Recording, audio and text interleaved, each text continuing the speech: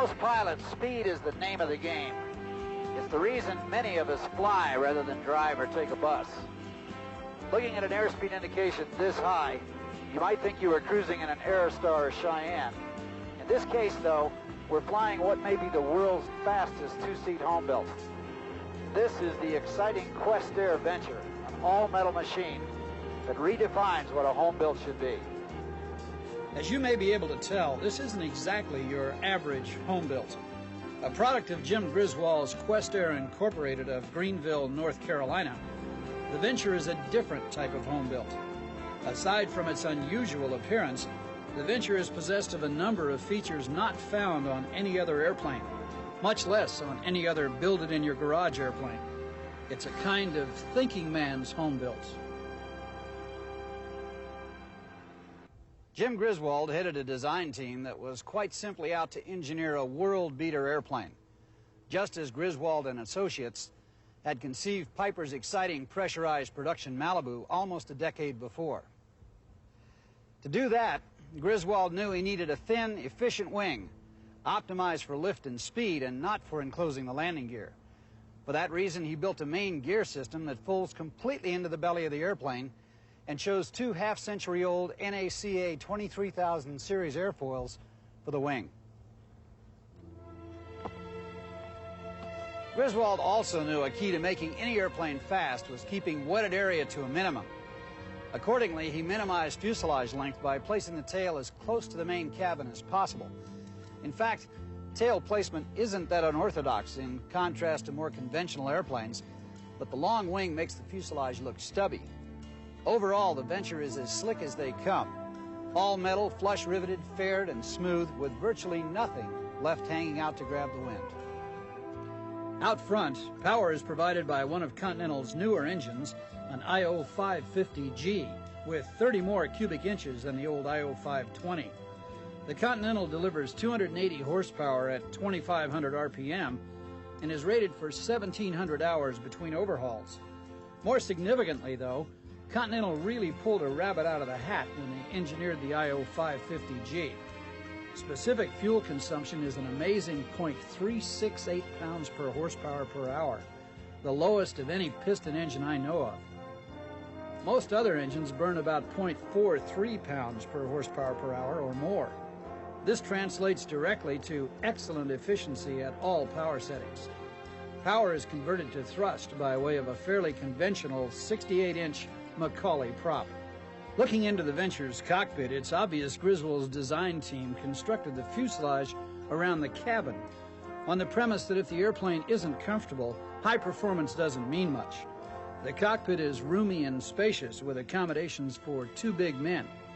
At elbow level, the cabin is 46 inches across, the same dimension as a Beech Baron, and there's a 6-inch transom down the center to separate the seats. The panel is relatively conventional, but the side sticks most definitely aren't. They protrude from lower outboard panel and terminate in pistol grips mounted at 45 degrees inboard from the vertical. This sounds strange in theory, but is quite comfortable in execution. The sticks fall readily to hand with your forearm resting on the cabin armrest. Griswold and his fellow engineers also spring-loaded the grips with a breakout force to return them to the 45-degree neutral position. This serves to automatically neutralize ailerons during any maneuvering if you merely release the stick. The Venture features three other items uncommon on GA airplanes, much less home builds. 3-axis trim. It's possible to trim the Venture in pitch, roll, and yaw rather than only pitch. You know, one of the reasons this job is so much fun is that I actually get to fly these airplanes rather than just look at them. This is the prototype #1 Questair Venture, and Rich Gritter, Questair's test pilot, is along today here at Mojave Airport in California's high desert to serve as technical advisor and also to make sure I don't do anything dumb. We've completed the pre-flight, so let's fly. You can bet our flight will get off to a spectacular start, as the Venture's takeoff acceleration is about the quickest most pilots will ever experience. With only 2,000 pounds to lift and 280 horsepower to do it with, power loading is a measly 7.1 pounds per horsepower. That's in contrast to a Bonanza's 11.9 and a Mooney 201's 13.8. This virtually guarantees that when the left knob goes full forward, the airplane responds right now. Okay, we've done the run-up, so we'll call the tower and take the active, and just watch how fast this airplane accelerates. And tower, experimental 6-2 Victor's ready to 2-5. 6-2 Victor, Mojave Tower, roger. 5,300 feet remaining from the intersection. Traffic is a T-38 inbound from the south for runway 30, wind 250 at 20, cleared for takeoff. 2 Victor's cleared for takeoff on 2-5, roger.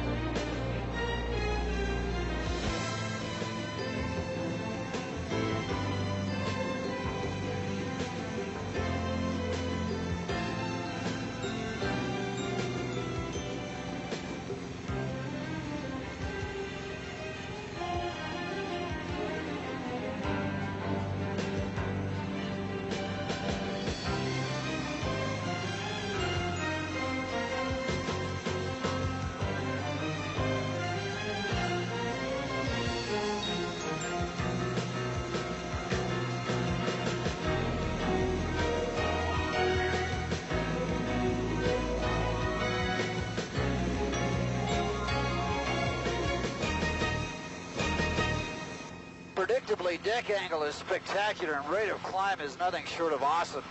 About 2,300 feet per minute at a best angle of 101 knots. Best rate speed is 130 knots, and once everything is stabilized, you'll see around 2,700 feet per minute. Better still, pushed over to a cruise climb 150 knots, you'll still manage at least 2,000 feet per minute up.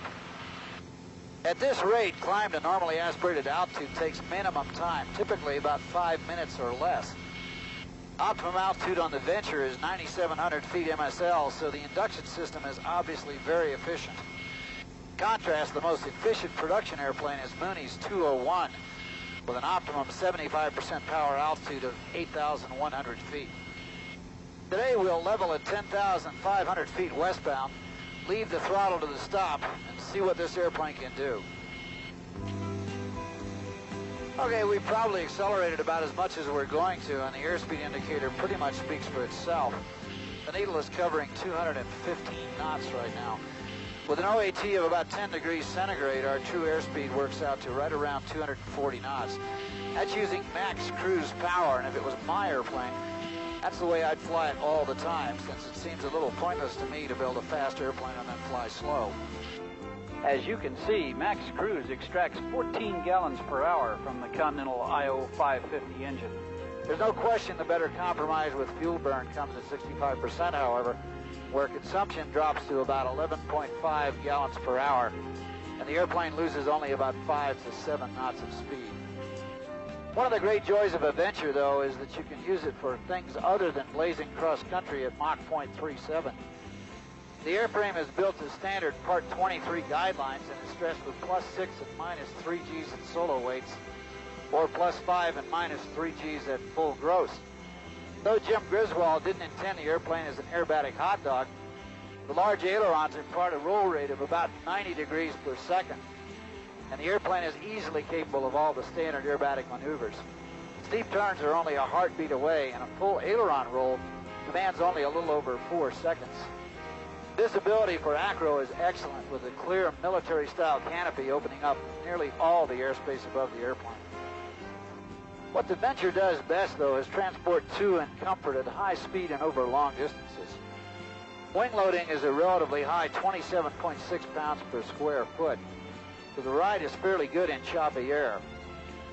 With Rich Gritter at the controls and Mackay Beeler riding shotgun, the prototype Questair Venture has notched several world speed records, the best of which is a 3-kilometer two-way run at an average 288.5 knots.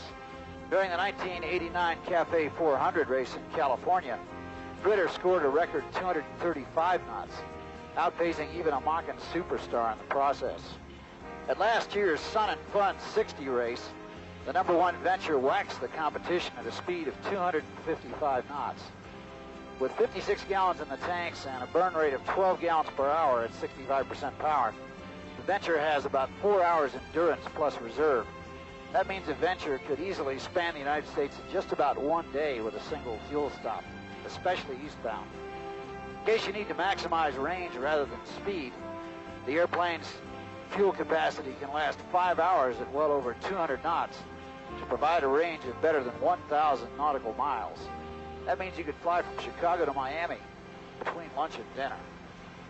It's hard to imagine that anyone would use super low power settings in a Venture, but if you did reduce power to indicate only 150 knots, the burn about was 7.5 gallons per hour. If you're one of those people who's into automotive MPG ratings, that's 20 nautical miles per gallon. Back in the pattern, the Venture's landing gear proves to be an excellent speed brake. You can extend the electric gear as fast as 170 knots, so it's not necessary to slow the airplane very much before lowering the feet. Gear extension also droops the full span flapper on 16 degrees, so a combination of gear down and power back will bring the Venture screaming down out of the sky at 3,000 feet per minute in case you need to get down in a hurry. Though the Venture's landing gear looks short-coupled and narrow, the airplane is an easy one to plan on the numbers. Stall speed is a low 61 knots, giving the Venture nearly a 4-to-1 performance envelope between max cruise and stall, highest ratio I know of. Approach speeds of 80 to 100 knots work fine around the pattern, and the airplane settles on with a minimum of float if you fly it like a twin. Hold power right into the flare and ease the airplane down to the runway as you pull back the throttle.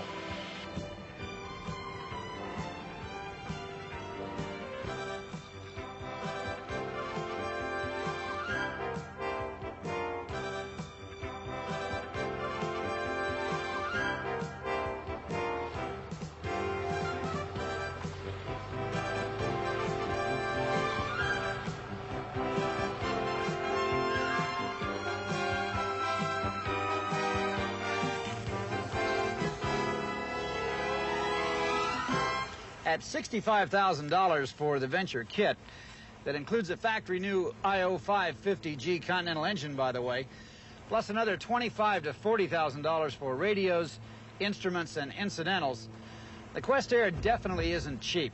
But then, few things worth having are. You also need to remember that $100,000 won't buy you a completed airplane. You'll need to add 2,000 to 2,500 hours of construction time before you'll be able to fly away into the sunset.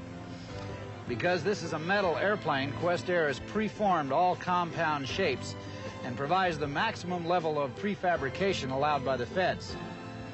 By any measure, the Venture is an exciting machine possessed of speed, climb, and efficiency that's virtually unattainable in any other airplane.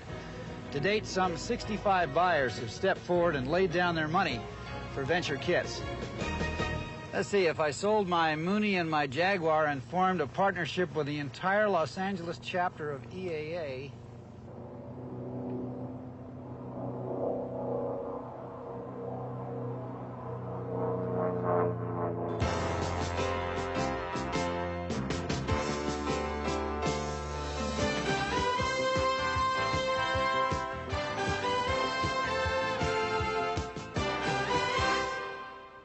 almost 50 hours of flight time and slightly under 9,000 nautical miles. Yes, the trip from New York all the way to Europe was truly an experience of a lifetime. November, as we learned to preface the plane in Europe, 24 Charlie Papa, safely transported my wife Lois and I without any mechanical problems. Before we begin, the video professionals on our wide world of flying production crew want me to let you know that this is my home video you're about to see and not their usual superb broadcast quality job. Flying the plane was my first priority, and videotaping came way down the list. But fortunately, in the pre-flight planning, I had equipped the plane with 2 permanently mounted cameras, so that's why you'll see the back of my neck much of the time. Once again, let me emphasize the importance of pre-flight planning. There wasn't anything I felt I wasted time on during the 6 months prior to the flight. As a matter of fact, I wish I'd spent more time to read every detail in the information section of the European jet coverage that came from Frankfurt, Germany. Several of the real-life IFR procedural problems I encountered were all clearly stated in the fine print of the en route section. It's a trade-off between having the big trip kit come early so you can study it, or having it come later and be as current as possible. I found some inexpensive binders at the local stationery store to help me organize the 9 volumes needed to hold all the charts. Labels made on a home computer help to keep track of where all this important information was during the trip. To make sure everything is working, there's no better way than to test it. Critical to overwater communications is an HF radio, so a temporary installation of this new ICOM marine unit was made in the aft baggage compartment. The control head, used up front, is connected by a thin fiber optic cable. 1 week prior to departure, I flew to Bangor, Maine. Aerofusion, run by Diane and Larry Mall, installs ferry tanks, plus rents and sells survival equipment. It's one-stop shopping for a trip like this and a popular Northeast stop for ferry pilots. The various size tanks are fabricated right here, tested under pressure, and the process is certified by the FAA.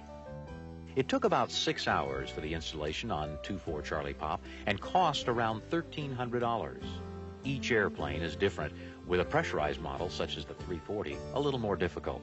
The cross-feed fuel system drain valve is removed and a new fitting installed. Now, this allows the cross-feed plumbing already in the wing to feed the ferry fuel into the aircraft main tanks. A small fitting in the wing root allows access to the cabin fuel tank. After the trip, when the system was removed, the ends of this fitting were capped and sealed to avoid pressurization problems. Dual electric fuel pumps are fabricated with a fuse system and switches. These are 25-gallon-per-hour pumps, allowing either one to operate the system. The custom-made 98-gallon tank provided me with slightly under 3 hours more flying time at 70% power. Add that to the aircraft's 4 hours, 45 minutes to dry time, and you can quickly understand why Barry Schiff and others claim that not carrying extra fuel over water was like the runway behind you on takeoff. With our small cabin-class twin, we decided not to wear the survival suits Aerofusion sold us, but figured we'd don them in an emergency. What you're watching here is an in-flight demonstration of putting on the immersion suit. It was suggested that we try this once before we go any further. And then when this is all through, she's going out this window right here. Most single-engine pilots wear these uncomfortable suits at least up to the waist throughout the overwater portion of their flight. Not content to believe the instructions, Lois further decided to see if these suits truly would keep you afloat. The indoor swimming pool of the hotel near our home base airport provided a calm and peaceful substitute for the North Atlantic. Finally, departure day was here. The critical factor here is not whether they fit or not, but the critical factor is putting as much weight in the nose because of the overweight of the fuel and everything else in other parts of the airplane. I think I will go outside now and try for a bigger bag. Listen, a couple of the guys around the airport were asking me why you were doing this. The ocean is there. The plane flies. You know, a couple of guys around the airport may be asking a good question. That's the way I feel about it today. Now, my hope is that all my wife's clothes can go in here.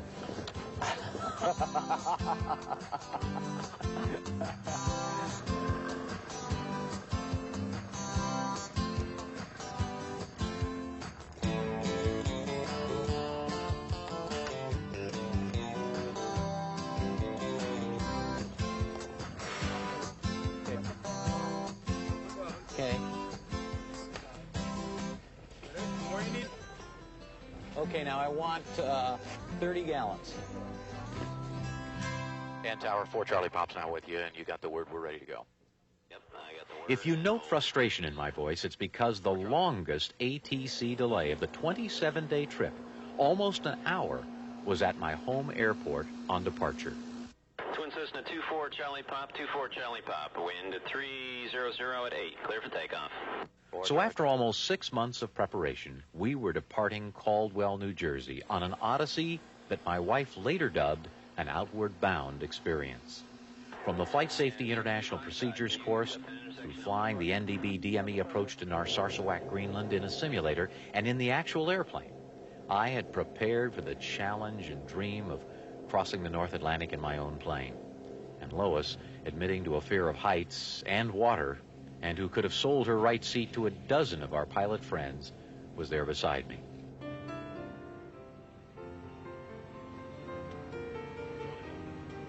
Our first stop was back at Bangor to pick up a rental water-activated ELT and life raft from Aerofusion, and it gave me another chance to ask some questions that had come up relative to proper operation of the ferry fuel system. We decided to spend a night at Sept-Îles, Canada, to avoid huge weekend overtime charges in Greenland. While we had been to Canada many times before, this town on the St. Lawrence River was delightful. Sept-Îles means 7 islands, and there's much to do and see in this region. Landing and departure, IFR and VFR on runway 27. Be aware we have birds activity in the vicinity of the airport. Inform Cecile on initial contact that you have received information, Juliet.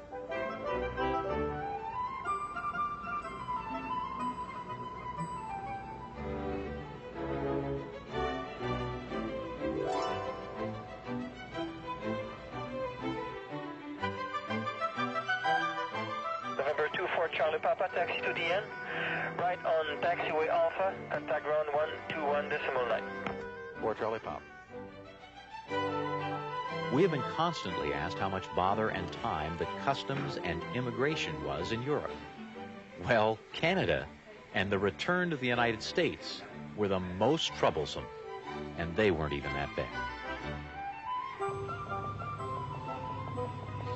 Ici la marina, les installations portuaires, ou bien l'archipel de Cécile. Pour surtout pas être gêné, me le demander. This little town in Canada is so French that we found more people speaking English when we got to France itself.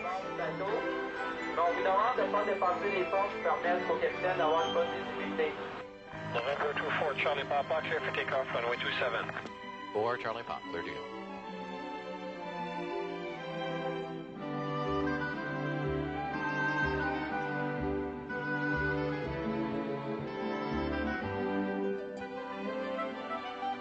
Goose Bay, here we come.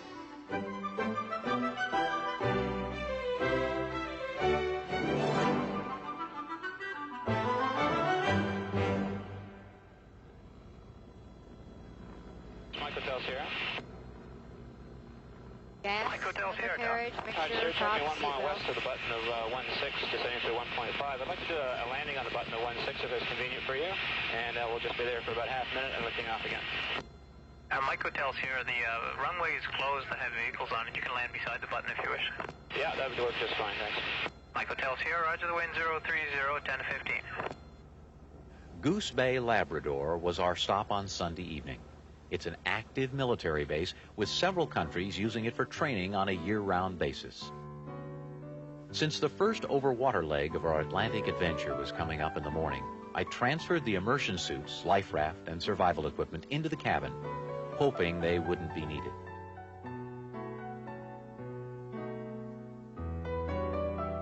Being a military field, the security is tight here, but the service is friendly, and there's an excellent Canadian weather office. The Lab Inn, as the locals call it, was our home for the night. It's a renovated World War II barracks, but comfortable and with a good restaurant. And 4 Charlie Pop is ready to go on 26. We'd also like you, if you could, we'll try to look at the markers, give us the time that we break the distance we break the ground, since we've never taken off with this much of a load before. 24 Charlie Papa Tower, roger. Both cables are down. The wind's calm, clear takeoff runway 26 in the air contact terminal 119.5, and I'll give you that distance before you switch. Thank you very much, 4 Charlie Pop. Well, this was it. My first takeoff at 800 pounds over gross, fully loaded with fuel and using the 12,000-foot runway at Goose Bay as my laboratory. This experiment would prove very important since the weather at our next planned stop in Greenland was below minimums. Therefore, we filed to a small 3,000-foot strip further up the west coast of Greenland. Knowing we'd have to take off there in the same overgross condition made this experiment very important. You did it. November 24 Charlie Papa, that was 3,000. Thank you very much, sir. Appreciate it. Landing gear? Is up. Yaw damper? Is on. The fuel flows? Are good. Engine instruments? Are terrific. I don't believe it. The What? performance. We're doing 1,500 feet a minute Full. in a full power climb at less than max climb speed. And no wind virtually. Ferry pilot Bill Cox told me it would be like this. Bill, you were right. November 24 Charlie Papa, tower contact departure 119.5. 119.5. Thanks a lot for the help. Good day. Well, that was our first big hurdle. Getting off, right? Yeah. No problem, huh? Not at all. You proud of her? Yeah. Well, this gives us a lot of options with that kind of takeoff distance. A lot of options. We're underway, Babel. Yep. We got out of Goose. We're passing through 5,000 feet. The plane is at top of the green arc for climb power. There's nothing wrong with that. Temperatures are running good. We're at 125 knots, and we're climbing at 1,000 feet a minute. The plane is essentially 800 pounds over gross. Caution is not to try this on one engine. Nearing the edge of VHF COM radio reception, it was time to establish contact by HF. The ICOM M800 lightweight control unit sure was handy. Remember, the electronics are all out of the way in the rear of the airplane. A conventional HF receiver would have occupied the co-pilot seat, a familiar sight in planes being flown by ferry pilots. Gander, Twin Cessna 24, Charlie Pop. Radio check on 8. By calling Gander, standby, please. I guess he heard us.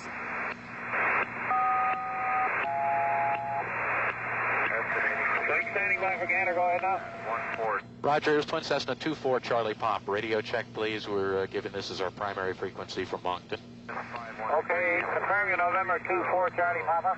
Diagonal. That's affirmative, sir. Okay, I'm reading you loud and clear.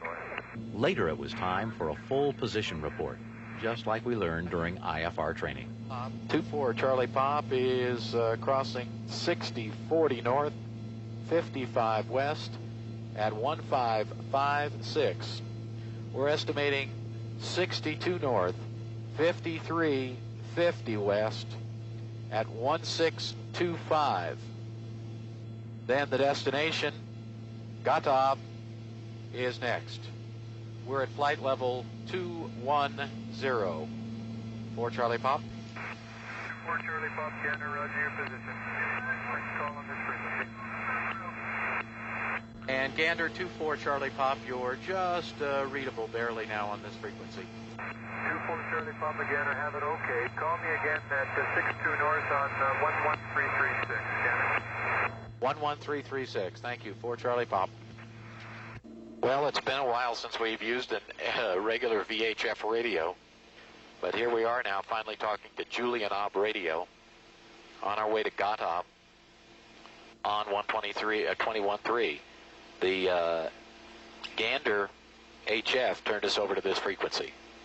We're still at flight level 190, and in about 5 minutes we'll begin a descent. As you can see, we're about 86 miles out of Gatab and 29 minutes out. The Loran has been holding up very, very nicely for an area in which there is supposed to be absolutely no good Loran coverage. And looking at the radar in the ground mapping mode, it appears that we're looking at some landfall there. A little island that sort of juts out. And so we're headed home towards our first destination over water. And the really probably most critical stage of the flight for people who've never done it before. 4 hours into the flight, our first sighting of land and contact with Gotthard, Greenland, APHIS, similar to our Unicom. November 24, Charlie Papa, APHIS. Go ahead. And this Cessna Citation, call sign Glaze 8906, this time lining up runway 24 for departure. Off the right wing, you can see the weather to the south, which we avoided by using Gotthard for our Greenland stop. The only word to describe the scenery here is spectacular. 4 Charlie Pop is turning base. November 4, Charlie Papa, no traffic on the runway. Wind is 290 degrees, magnetic 6 knots. This is a little fishing village about 250 nautical miles up from the southern tip of Greenland. 3,000 feet of asphalt never looked so good to two people than it did here. The only thing that kept running through my mind during approach was the need to get out of here after filling all the tanks with $8 a gallon fuel. That would mean another 800-pound overgross takeoff. But this time, it was no experiment. November 4, Charlie Papa, on count 15. 4 Charlie Pop. There is no such thing as a quick turnaround at Gotthard. Eskimos with little knowledge of English top your tanks with a slow fuel pump. And an airport manager took almost $1,000 U.S. cash from us for the fuel and landing fees. However, we met up with a ferry pilot flying a Cessna 172 from Wichita to Belgium. We agreed to keep in radio contact over the desolate Greenland ice cap, if we made it off the runway with our load. And 4 Charlie Pop is departing on runway 6. November 4, Charlie Papa, wind is 350, magnetic 9 knots.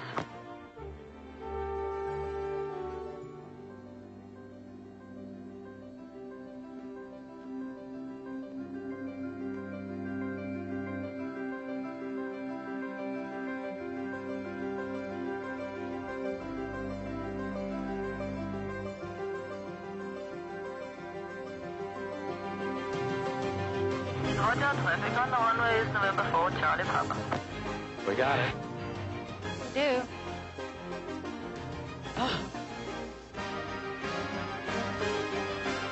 All right.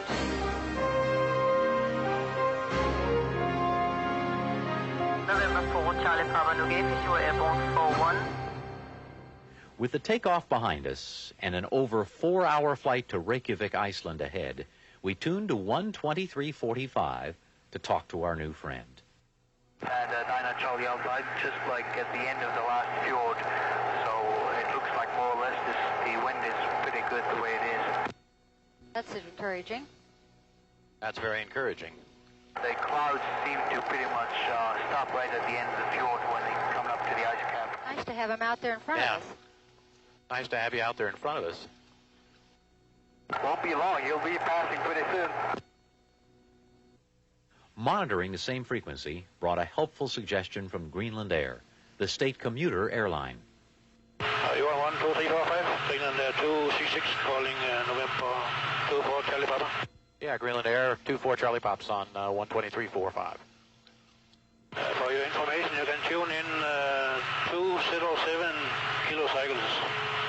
This is Iceland broadcasting, and it should go. This has the range all the way over here. Well, thank you very much. That sounds exciting. 207 for Iceland Broadcasting. It's located close to Reykjavik Airport. After losing radio contact with both planes, we found the ADF our primary means of navigation until reaching the eastern edge of Greenland.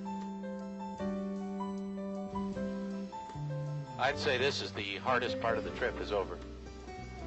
Oh, going, yeah. And this part. The part down there, you got islands in the middle. The Loran works the whole way.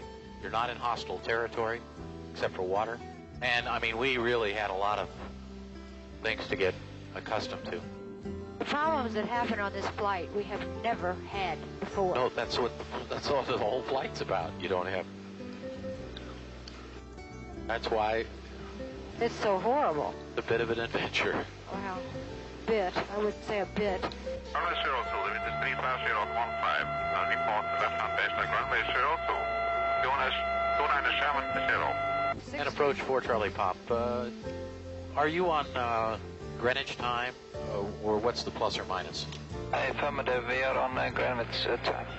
So right now. So they're right now on. So local time is now 2246, same as Greenwich Mean Time.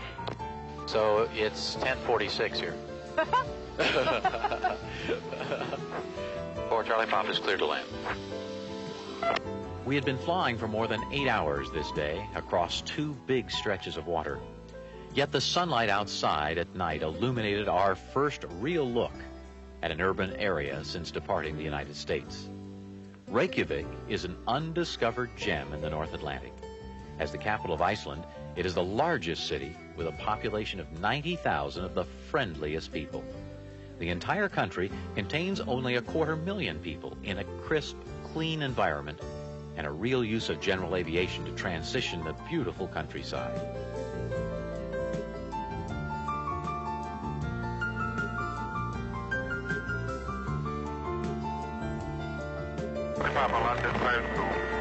Are you familiar with the airport? No, we're unfamiliar with the airport. We're going to customs, I guess. They will come to you. Okay, you turn off the runway to the right shortly and taxi behind the military transal. And you can pack alongside the Mooney, which is located on the rafter. You probably see it shortly. Yeah, we got it. Taxi next to Moody. Thank you very much. 412. Okay. How did we do? 1309.7. Oh, look where the hotel is. Yeah.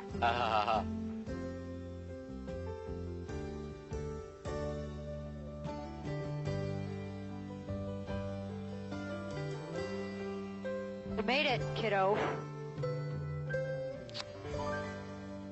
The Loftleader Hotel is a pilot's dream. Ask for a room on the airport side and you're in full view of the ramp.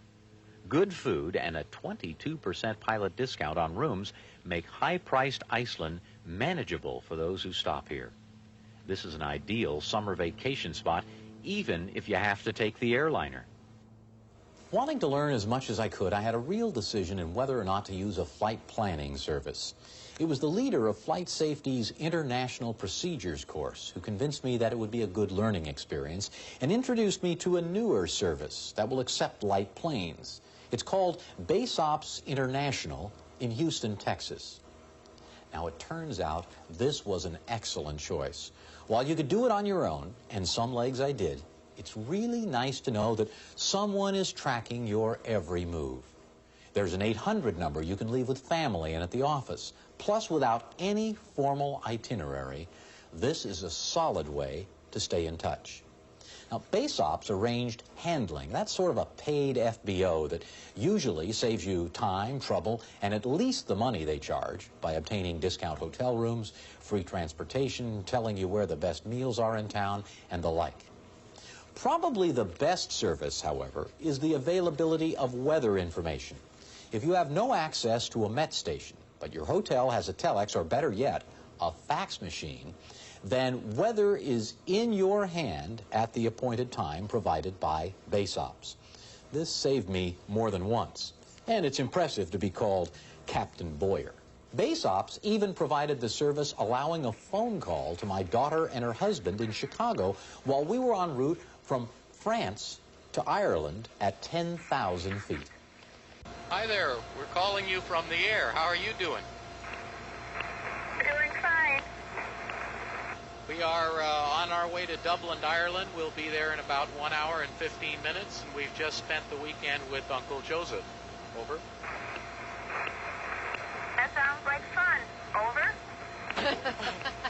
You're getting the hang of it. Very good. How are you guys? We're all doing fine.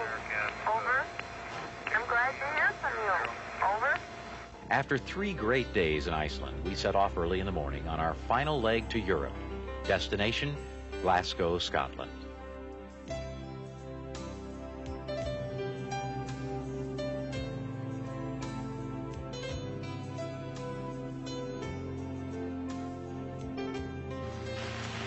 Charlie Pop Iceland Radio. Call me 4675. Call 4675. You're coming in at a broken on this frequency. 4675 for Charlie Pop. There's a good example where VHF does not work, so we go to the HF.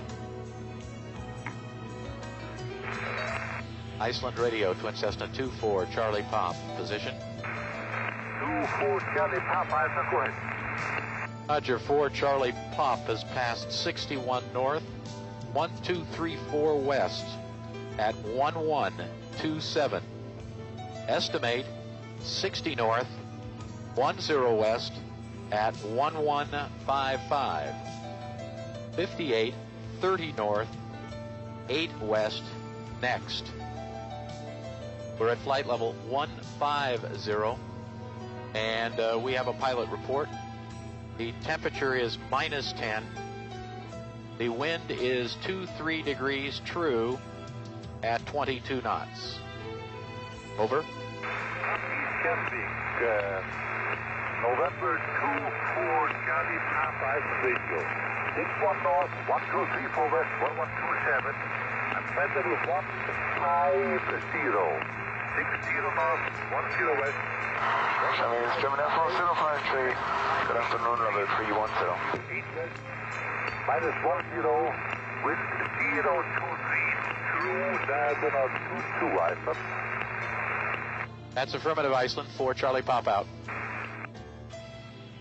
Well, I really thought that it'd be a bit more dramatic when we finally saw the first landfall of Europe. As you can see from the King Loran, we're 20 miles from Stornoway, Scotland, and we should be arriving there in just about 5 minutes. And then it's on 171 miles to Glasgow, but we figure we have it made once we make Stornoway. It's pretty much land all the rest of the way. Unfortunately, as you can see from the outside, we're about to enter the clouds here, and we can just barely see land through the clouds. So the best indication that we're close to anything is looking at the radar and being able to tell that there's an island straight in front of us, and then it looks like landfall to the right.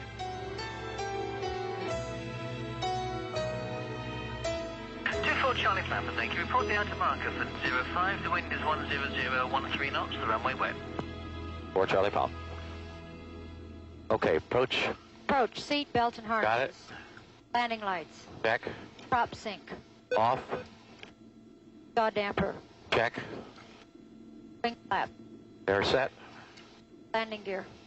Is down. Pressurization. Is set. Complete. And 4 Charlie Pops at the marker. November 24 Charlie Papa, you're clear to land runway 05. 100, 8 knots. Clear to land on 5, thank you. Well, not a nice welcoming to Europe. Right? So I guess we want to turn off as soon as you can. In which direction? Right, I guess, huh? Right. I'll go Oscar Bravo Alpha, Alpha, approaching the hold. Alpha, Alpha, roger, after the landing, light twin short finals, line up 05. Line up 05, Alpha between Alpha, Alpha.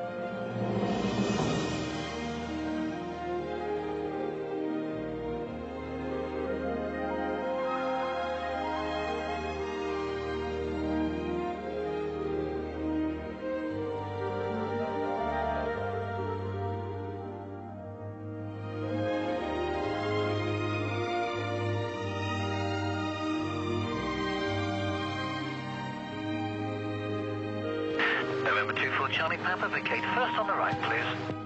4 Charlie Pop. So a rainy and gloomy afternoon greeted us at our first stop in Europe, but in no way dampened our adventuresome spirit. Part 2 in the next video edition of ABC's Wide World of Flying will show us flying to 9 European countries, and then our return across the Atlantic.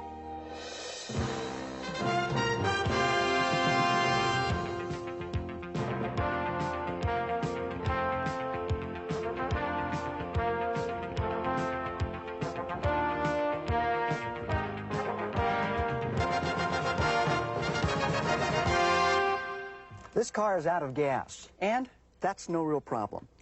But if the same were to occur in an airplane, the pilot would have a serious situation on his hands.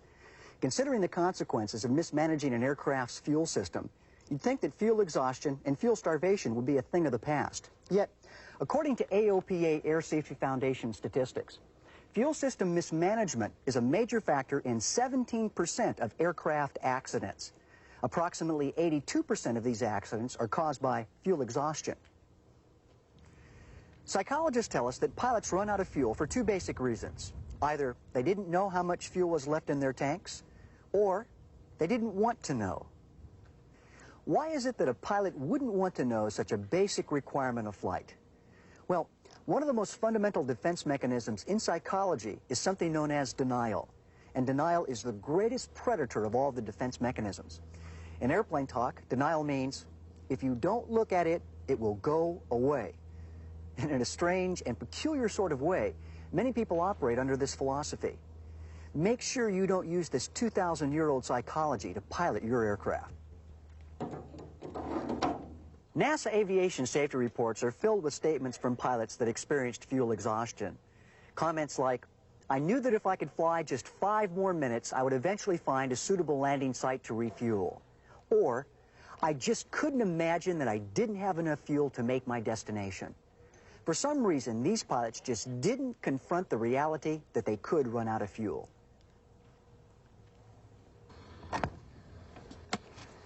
Perhaps get-home-itis is the root cause of this denial.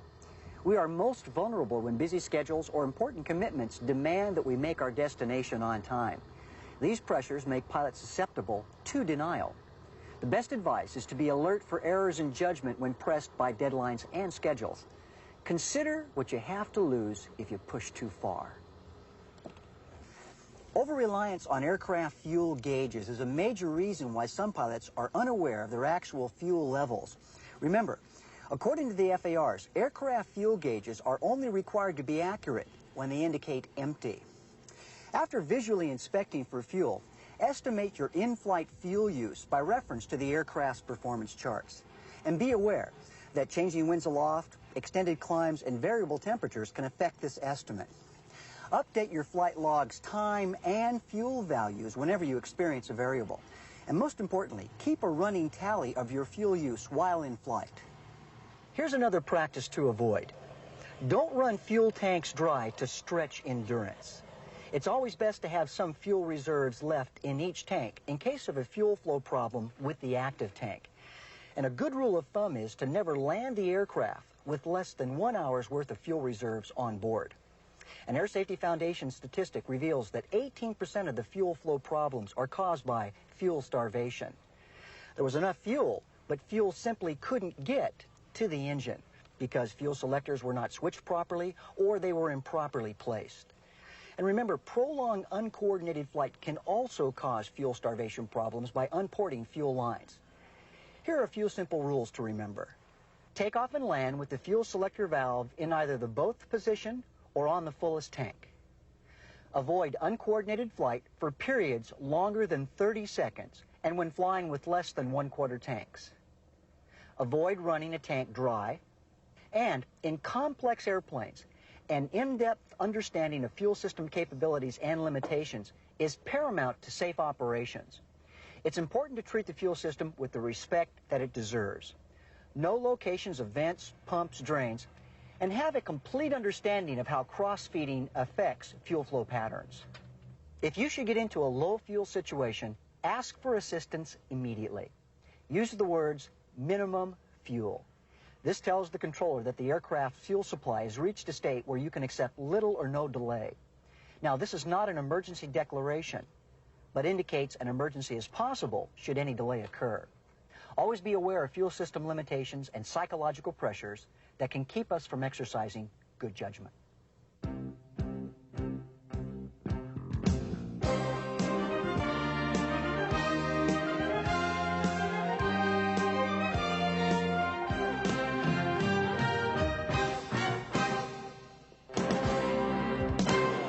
Almost all flights end safely and routinely, but on rare occasion, a flight ends in tragedy. It is vitally important that we determine the precise cause of an accident and understand just why it occurred. This is because those who do not learn the lessons of history, as the saying goes, are destined to repeat it. Accident investigation is a complex science that places the history of a fatal flight under microscopic examination. Trained investigators can spend months of painstaking effort trying to fit all of the puzzle pieces together. But every once in a while, the puzzle is never solved because all of the pieces can't be found. But with respect to airline accidents, there seldom are any missing pieces. That's because these aircraft are equipped with two kinds of recorders that usually answer most of the questions. These are what newspaper and television reporters commonly refer to as the black boxes. We're here at the Lockheed Aircraft Service Company in Upland, California. Now, Lockheed has been manufacturing flight data recorders since 1958.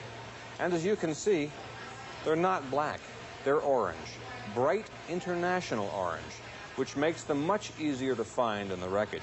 And they're almost always placed in the tail, because this part of an airplane is the least susceptible to damage. Now, this recorder, for example, survived in the tail of a Boeing 720 that was intentionally demolished and consumed by fire during an FAA crash test in 1985. Now, this has led some people to conclude that the tail of an aircraft also is the safest place for the passengers. And I think that accident statistics probably bear this out. The purpose of a flight data recorder is to record various parameters of flight. Now, the most common such recorders etch flight data on a strip of aluminum foil. The results look something like the traces made on a bar graph or a seismograph. Now, as you can see, 5 parameters of flight are recorded. These are aircraft heading, indicated airspeed, altitude, G-load, and time. And this is a graphical representation of the etched data. Digital flight data recorders, however, are much more sophisticated. They record hundreds of parameters on magnetic tape that tells you almost everything you'd ever want to know about the history of a flight. For example, data from a digital recorder can be reproduced in tabular form, like these, or in the form of graphs, like these. The recorded data might include control surface positions, pitch and roll angles, engine indications, switch positions, system status, and almost anything else you can imagine. Rumor even has it that some of these recorders can tell you not only when the captain ate his crew meal, but what he had for dinner as well. With such an abundance of information, investigators have very little trouble recreating the history of a flight. The trouble is that not very many aircraft are equipped with such elaborate recorders. The cockpit voice recorder is another tool that provides invaluable information during an investigation. It is also somewhat controversial. This is because the government has allowed the public to hear private cockpit conversations that have had no bearing on an accident in question. The microphone for the voice recorder is usually on the overhead panel. In addition to recording all cockpit conversation, it also tapes other sounds of use to investigators. These include switches being moved, systems being activated, oral warnings, and other noises that might provide important clues. You'll notice that the recorder has an erase button. This allows a pilot to erase the tape once the aircraft is on the ground and the parking brake has been set. This prevents someone from eavesdropping in on a private conversation that might have occurred during a routine flight. The FAA also does its share of recording outside the aircraft. As you probably know, all traffic control communications between pilots and controllers are recorded on magnetic tape and saved for 15 days. But if there's an accident, or if a pilot violates a regulation, the tape is preserved as evidence. Now, here's a recording that I think you're going to find of interest. It involves a pilot having a rather unusual problem. Let's listen to a short excerpt.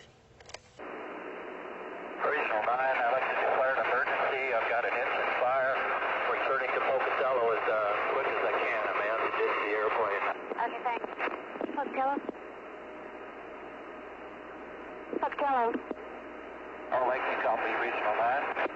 Regional 9, go ahead. Regional 9, go ahead. Salt Lake, Regional 9, I'm declaring an emergency. I have an engine fire, uncontrollable fire in the right wing. I may have to command the airplane. Salt Lake, Pocatello. Short of Pocatello. Regional 9, thanks. Okay, you may have to ditch the airplane. He's declaring an emergency. He's got a... I copied that. I've got crash crew en route. Thanks. Regional 9, we do have equipment en route. Salt Lake 34, Regional 9, the wing is burned off. Regional 9 is going to crash. Regional 9? Regional 9? If you want to obtain, for any reason, a recording of communications between you and any ATC facility, simply send a written request to the appropriate FAA regional headquarters. By the way, all telephone briefings obtained from a flight service station also are recorded. Another investigative tool is the ATC radar tape. Now, you may not realize it, but every time your transponder is interrogated by a radar facility, your transponder's reply is recorded and saved for 15 days.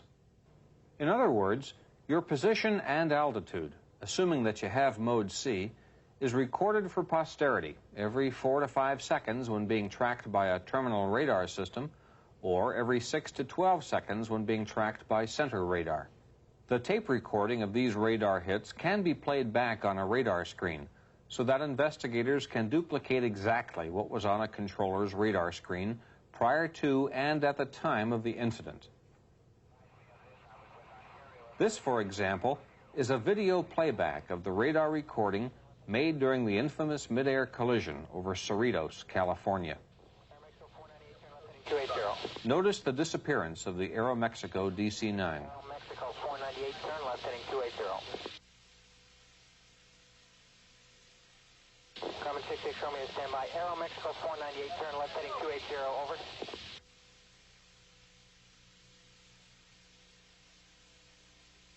Aeromexico 498, Los Angeles approach.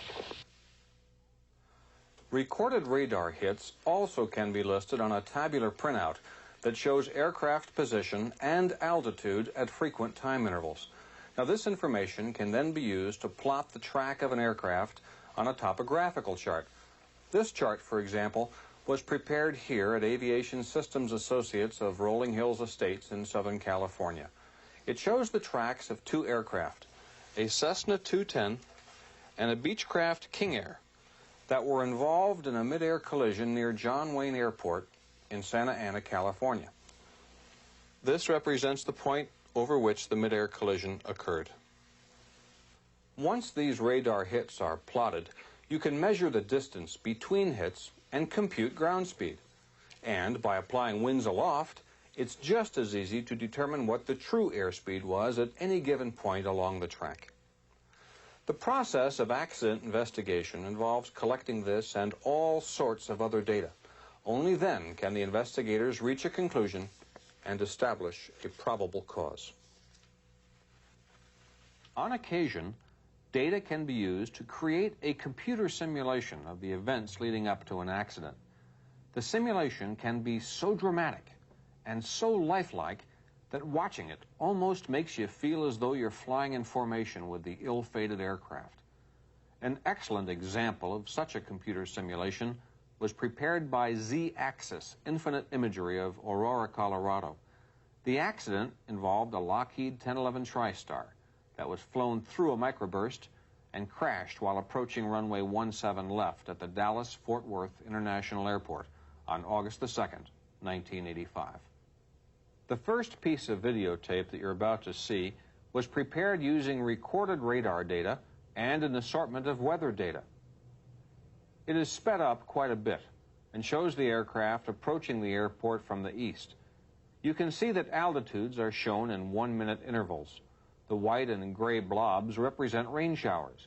Now, the most intense of these, the one spawning the microburst responsible for the accident, is over the final approach course to the runway.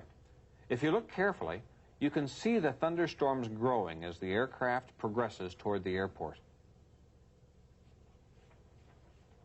This next segment was reconstructed from available weather data and shows a sped-up version of what the pilots might have been able to see on their radar during their left turn onto final approach. The cell closest to the nose is the one containing the destructive microburst.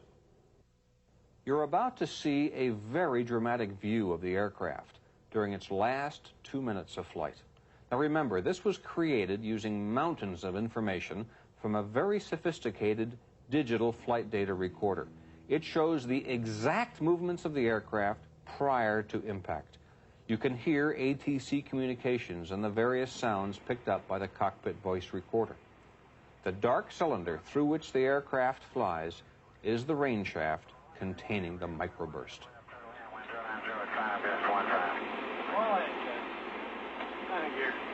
American 351, if you can make that next time, they're supposed to have an over 179 frequency. Light coming out of that one. What? Light ain't coming out of that one. Go ahead.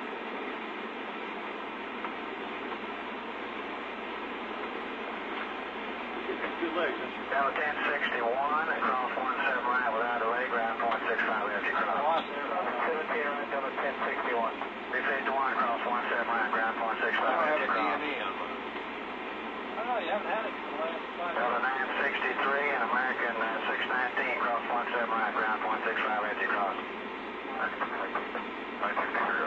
351, do you copy the cross? Yes, sir, well, on the way back to 351. Thank you.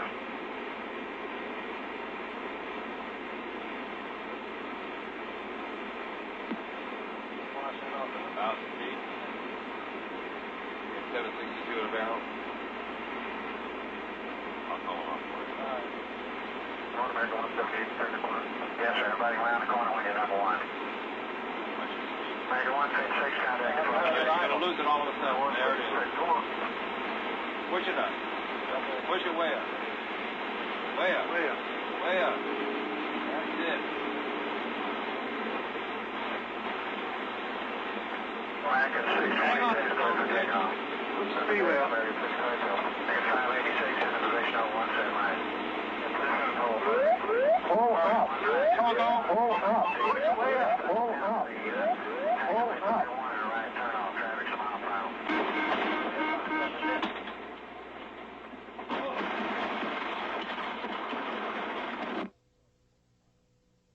And now for a profile view that shows aircraft altitude and its position relative to the glide slope.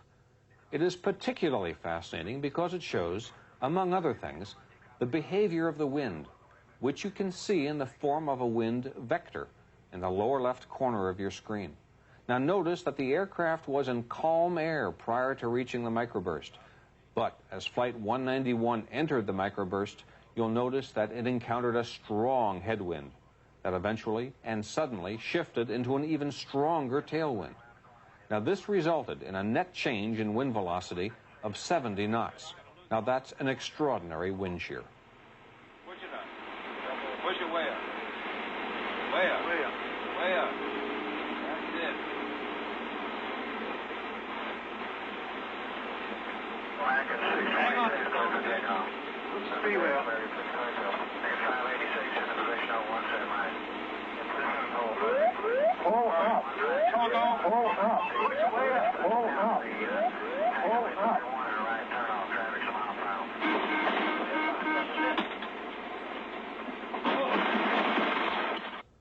We can read about the causes of various accidents, and many of us will learn from such lessons. But I think you'll agree that computer simulation provides an even greater learning experience. It almost allows us to share in the experience of the trauma without having to suffer the ultimate consequence.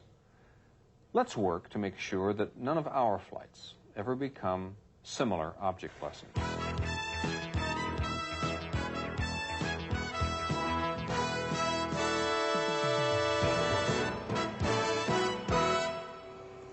Flying to Europe required I replace my trusty North Star Loran since it wasn't designed for operation in the North Atlantic. My choice? The new Bendix King KLN-88, the first of a new breed of multi-chain Lorans. Yes, it tracks as many as 8 stations from up to 4 different Loran chains simultaneously and can be certified for en route IFR. Now, even the big, thick KLN-88 manual depicts little coverage in the desolate area of Greenland. Yet the multi-chain feature allowed it to truly span a mid-continent's gap. The solid pink line shows how it actually performed during my flight, and as you can see, well outside of the predicted coverage and exceeding my expectations. As they say on TV sports, let's go to the videotape. Here's a look at the multi-chain capability of the Bendix King KLN-88. You'll note that it's using the East Canada chain, 5930, the master, the X-ray, and the Yankee station.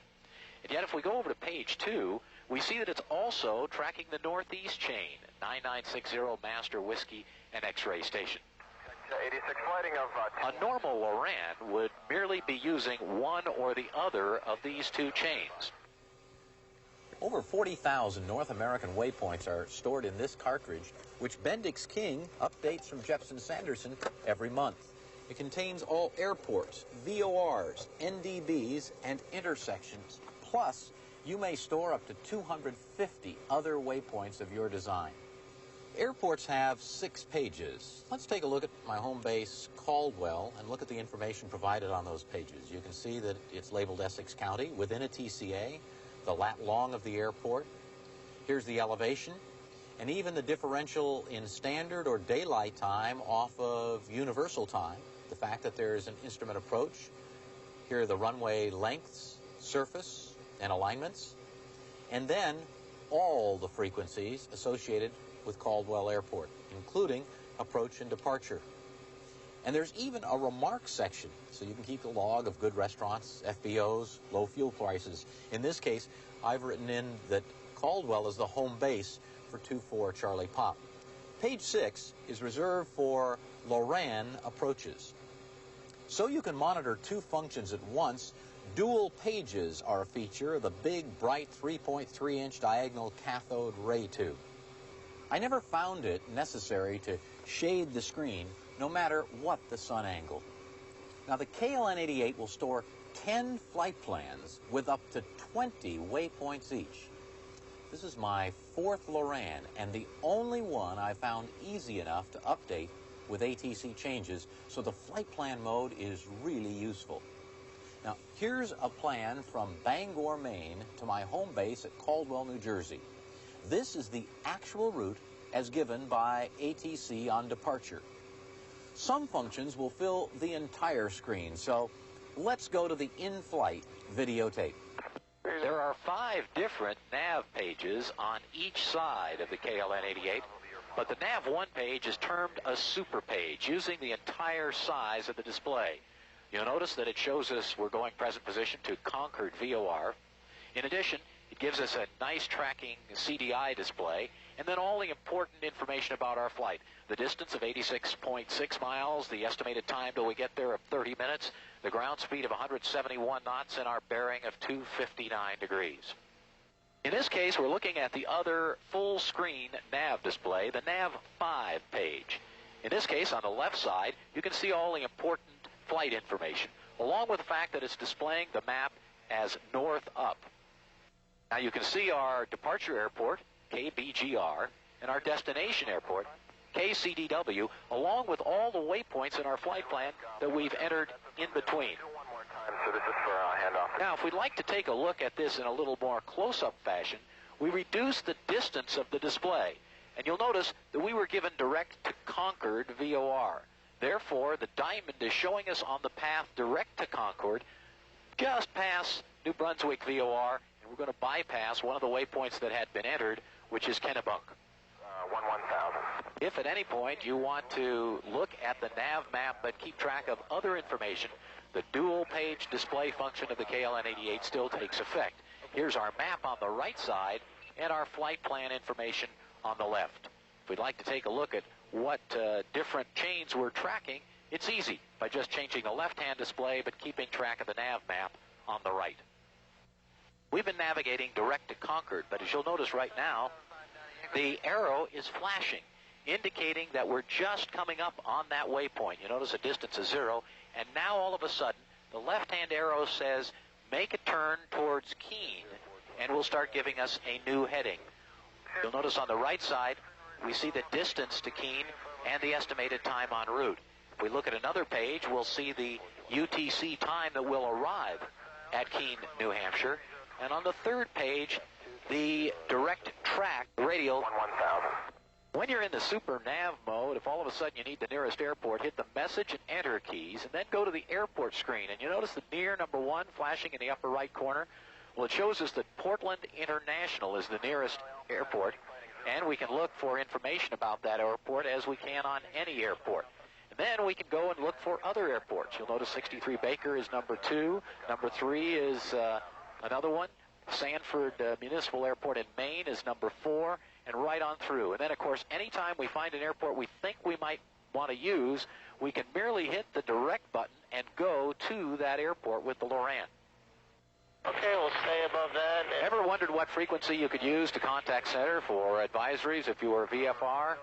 Rather than having to check a map, use the page labeled Other. And you'll notice that the center frequencies are on page 2. For our present position, the Loran is telling us that Boston Center can be contacted on 11855 or 12820.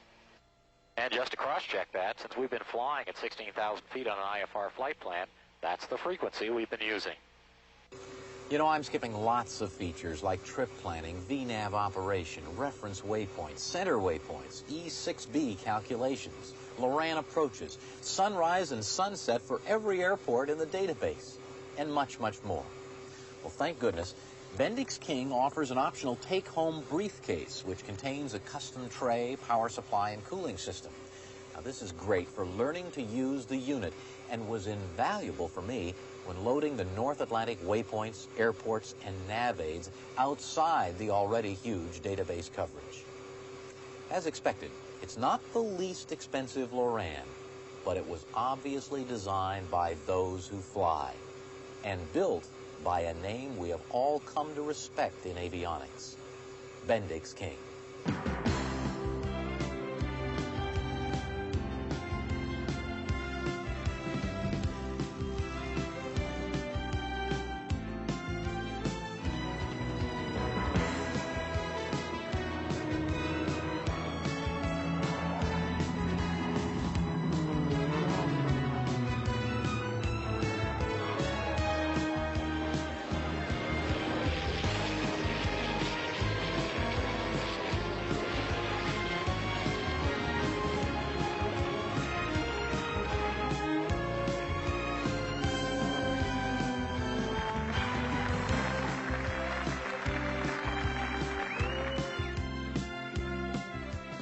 Who would believe this rural airfield in New York State could be the scene of all the excitement, confusion, and fun you've just witnessed? From March to October, American airports host hundreds of air shows. They've become the second largest spectator sport in the U.S., with over 20 million people attending a year. Most of us involved in flying assume the recent downtrends in general aviation mean the public isn't much interested in airplanes. The figures show otherwise.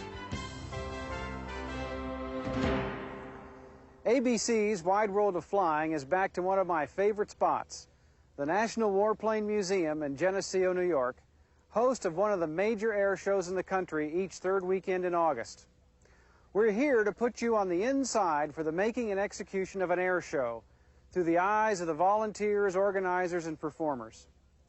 Those of us who fly the show circuit wonder why anyone would wish upon themselves the slow agony of pulling one of these things off. There's little financial reward, and it's bone-tiring work, but we'll let you be the judge of that. This show is an all-warbird event, one of the most popular in the U.S. The museum's outgoing and friendly attitude draws some of the finest restorations around, including 4 to 6 B-17s, the Collings Foundation B-24 Liberator, the Canadian Warplane Heritage Avro Lancaster, a host of fighters and trainers, not to mention a variety of types that can baffle the best. But this is really a story about people. So let's look at some of the planning sessions. Everything's got a staple through it, and it's been glued. Looks great. It really looks great. think? She's got a whole pile of them over there. Here, you can use these. That's 2 people, too. George. Yeah, it says 2 people. I think this is wrong. I think this can't be 2, this can't be 2, and this can't be 2. What's the difference? I mean, this you're paying $500 for. But what you're getting here is you're getting the extra stuff here. That's got to be changed. No, it says, doesn't it say up to the age of 12? Under age 12. Yeah. Okay. As volunteers scramble and work in the ready room, others are busy at numerous locations throughout the field. No, we need the volunteers in the VIP area to set the tables and the chairs with Stella. Stella, you copy this? You got volunteers in the way out. Okay. Hey, Big Chet, where are you? I'm right here in front of the big hangar. Just moved the crash truck. Come on out, I'll buy you a Coke. I got to talk to you a minute. Some of the vendors begin arriving. Yeah, we'll get Genesee beer cups and Coke cups. We got to mirror up the yin-yang. In the midst of all the activity, now the 826 has to have gear problems solved. This place is utter chaos. The show's now a few days away and under the gun with possible weather delays, air show acts which may not show due to maintenance problems, vendors who have yet to set up, rented tents and porta potties. Certain people responsible for certain areas can't be found. There aren't enough hotel rooms for the performers. This list of woes is much longer than I have time to tell you. Though the problems continue to mount, the pilots aren't aware of this as they bring their aircraft in, some from long distances, all of them eager to get the show underway, do a little flying. And, of course, some good old-time friends arrive, like Rob Gilman. Hi, Jeff. Good to see you. Good to be back again. Very good. Jeff. Rob. Good to see you again. Hi, Eric. How you doing? Great. Flight okay? Beautiful flight. Great flight. Airplane's running good? Oh, the airplane's running beautiful. Great. Glad to hear it. Let's get you guys checked in. Sounds Okay, great. super. Let's go. Hi, this is Bob Gilman from the B-17. He and Rob are checking in. Rob's already gone down to the tower, so he's going to check in for both of us. Terrific. Aerobatic performer Dan McHugh arrives in his Yak 11. The night before the storm. This is Friday evening when everyone's trying to settle in for some dinner and rest, though the museum crew will never get any rest until this is over. It's Saturday morning. The sun's barely up. The crowds are already streaming through the gates with their chairs and coolers looking for a good spot on the flight line. The pilots are gathering in the briefing hangar, getting ready to talk about the day's show and what has to be done. Of course, the FAA shows up and we start the brief. And I hope it's a safe show with no mishaps, which is going to be. It's not going to rain, I guarantee that. So have a ball. Okay, let's do it. Keep it a safe show. We've caught up with Dan McHugh prepping the Yak now. The aircraft is very fast, so I have to be very careful not to get outside of the show box so people can't even see the airplane. We have very little tolerance for mistakes when you start doing routines at 200 foot above the ground at speeds of in excess of 250. So when I go out and those 45 minutes ahead, I finally focus my mental preparation just on my routine.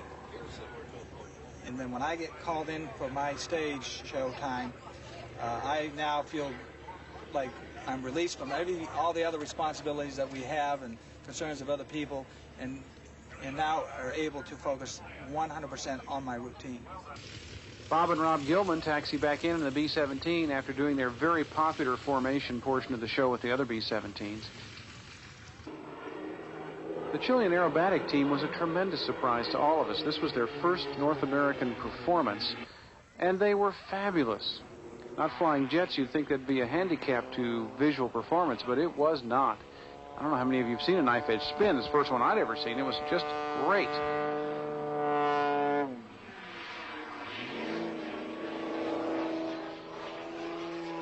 As the show goes on, the mechanics continue to work on the 826 in the hangar, trying to get it ready for the flight line.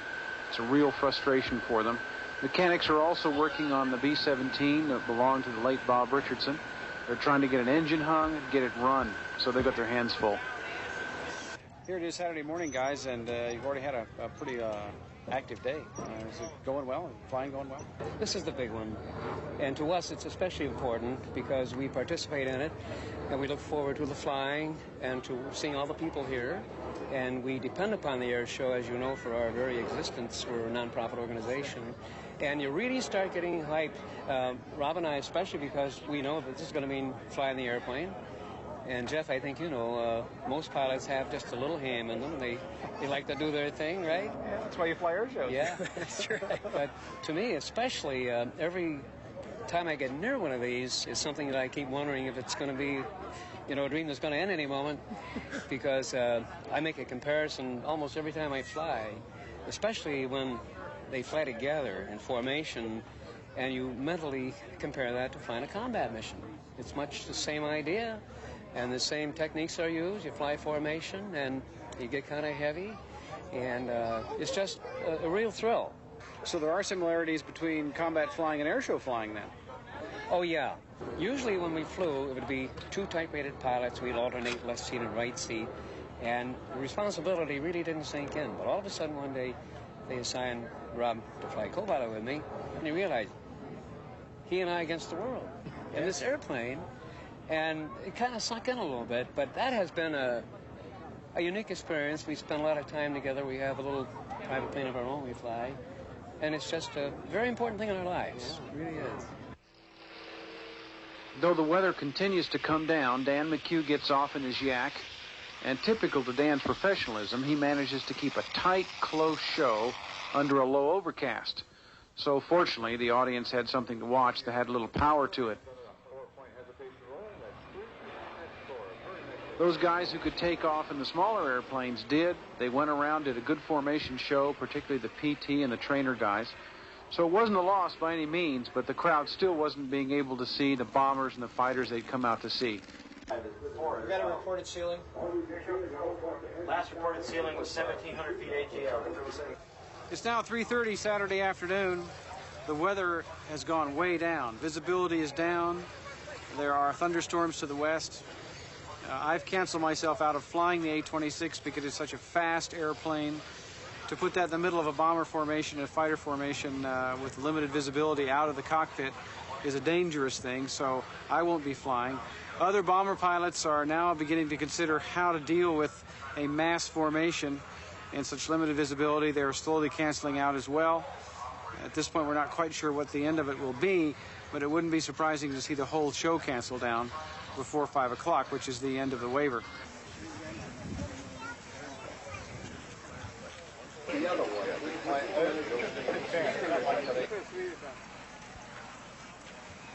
Don't go away, folks. We got a lot more flying for you this afternoon. Saturday winds to an end in the bad weather. The vintage guys continue to get up in the PTs and the trainers, show the crowd that something will fly.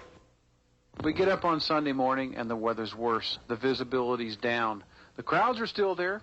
They're coming out for a good time, but the pilots are over in the briefing hangar hearing the worst from the weather lady. Flight precautions, possible light, occasionally moderate turbulence. By now it's started to rain. Umbrellas are out. Crowds are looking more and more sullen, and pilots are looking more and more depressed. Fortunately, by the middle of Sunday afternoon, the weather cleared just enough to begin to get some of the faster acts up, particularly the Tora Tora act, which involves a crippled B-17 coming into Pearl Harbor. Attack is going on, and here come the Vals, the Kates, and the Zeros, and a P-40 scrambles. It's a tremendous show, and the crowd loved it. Get up, they're coming up. 115. 17 bomber. This is number 2 here, right? Yes.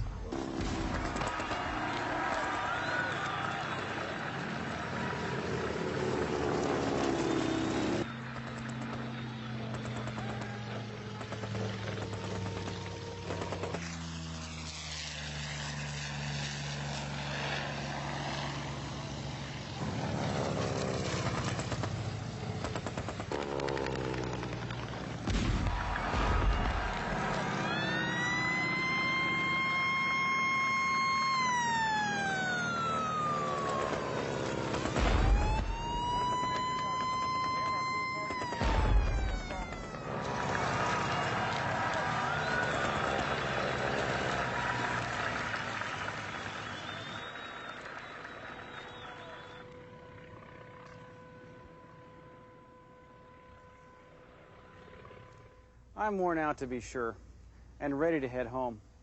I can't imagine running one of these shows. How does one measure success? Certainly the crowds came from all points of the compass to pay their money for something special, so the show will go on next year. But these people here at Geneseo seem to enjoy it all. That's the primary reason they keep doing it, to keep warbirds in the air. I give them credit, and I'll be back to fly with them. Thankful I won't have to work at putting any of it on.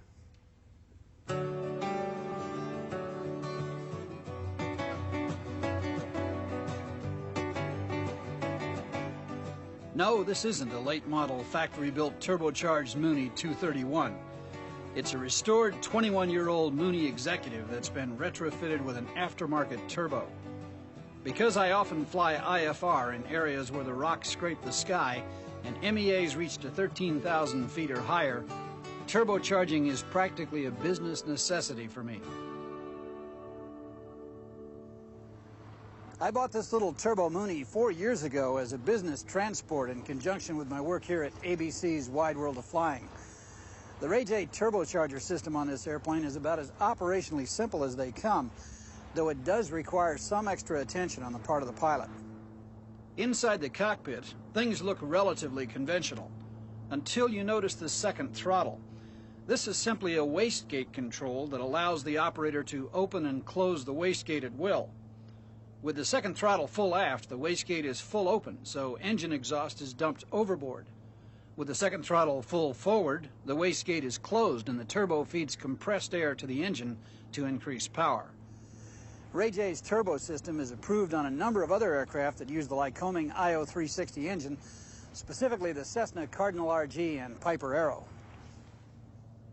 There's no great mystery associated with turbocharging. It's merely a small turbine wheel driven by exhaust gases that drives a compressor that, in turn, compacts intake air and feeds it into the induction system. You'll notice the turbocharger on my Mooney is mounted above the exhaust system on the right side. Compressing the intake air results in higher manifold pressure, which means more power at any altitude.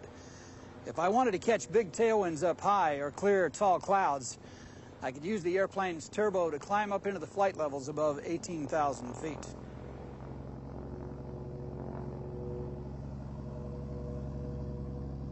Turbocharging gives a piston airplane talents that normally aspirated machines simply can't match. We've come up here to the tall pines of Big Bear Airport, a mountain strip that resides some 6,750 feet above sea level outside Los Angeles. The temperature on this August day is 20 degrees centigrade, and our density altitude works out to about 9,000 feet. Not a fun situation for a standard breather.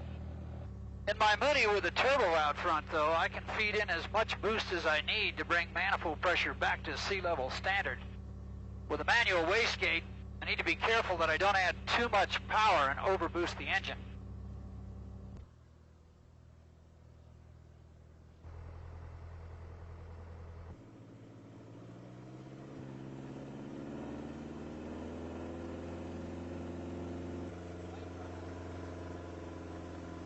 You can see for this takeoff, I've let the power stabilize at about 28 inches. Notice the difference in takeoff runway requirements for Big Bear with turbocharging and without it.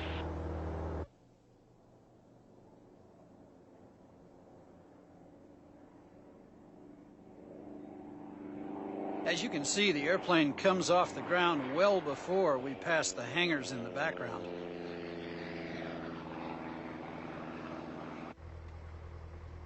Okay, now as we line up here, Big Bear runway 7, notice the difference in performance, this time without the benefit of turbocharging.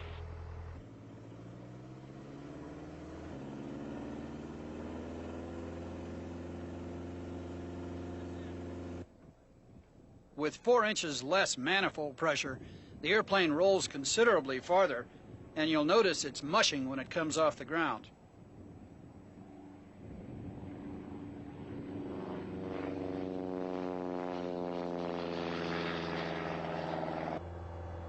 A blower under the bonnet isn't necessarily a panacea for high-altitude takeoffs, as there's no way you can turbocharge the wing and the prop, but at least you can compensate for the loss of engine power during hot, high departure. Unfortunately, as with most things worth having, turbocharging isn't free. A rebuilt turbo like the one in my Mooney costs about $1,500, and installation can run another $2,500. A turbo also exacts a price in terms of higher maintenance. On top of that, because compressing air increases its temperature, the engine tends to run hotter, and you'll need to burn slightly more fuel to keep things cool. Still, if you fly where the mountains grow tall, or you just want to get up out of the heat and bumps, an aftermarket turbocharger can be an excellent investment in comfort, safety, and performance.